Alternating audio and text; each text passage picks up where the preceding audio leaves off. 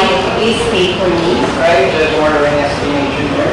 of Makati City, of Makati City, having been elected to the position of mayor, having been elected to the position of mayor, hereby solemnly swear hereby solemnly swear that I will well and faithfully discharge that I will well and faithfully discharge to the best of my ability to the best of my ability the duties of my present position, the duties of my present position and of all others I may hereafter hold and of all others that I may after hold under the Republic of the Philippines, under the Republic of the Philippines, that I will support and defend that I will support and defend the Constitution of the Philippines, the Constitution of the Philippines, that I will bear true faith that I will bear true faith and allegiance to the same, and allegiance to the same, that I will obey that I will obey the laws, the laws, legal orders, and decrees legal orders, and decrees promulgated by the duly constituted authorities promulgated by the duly constituted of the Republic of the Philippines, of the Republic of the Philippines, and that I impose this obligation upon myself voluntarily, that I impose this obligation upon myself voluntarily, without mental reservation without mental reservation or purpose of evasion. or purpose of evasion. So help me God. So help me God. Ako si ang inyong pangalan. Maria Lourdes Nancy S.B.I. Ángeles, Nagkakalang sa katungkulang bilang Senador ng Pilipinas, ay taimtim na nanunumpa.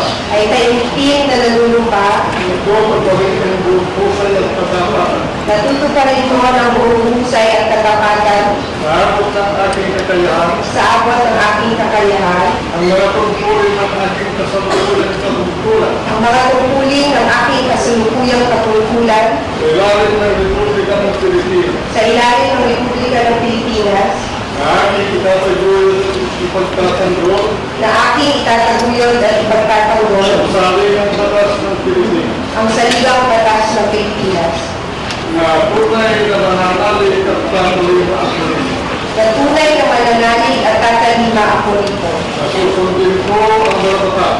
na susundin ko ang mga batas, Mga dekretong legal, kausapang legal, mga kausapang legal, at mga dekretong pinahihiro ng may sadyang itinatang may kapangyarihan at dekreto pinahihira ng mga sadyang italakdang may kapangyarihan ng Republika ng Pilipinas. ng Republika ng Pilipinas, Susakong babalikatin at kusa akong babalikatin ang pananagutan ito, ang mga pananagutan ito walang anumang pasubali na walang anumang pagsubali o hangaring uliwan o ngungaling uliwas. kasi hanawa. Kasiyahan nawa ako ng Diyos.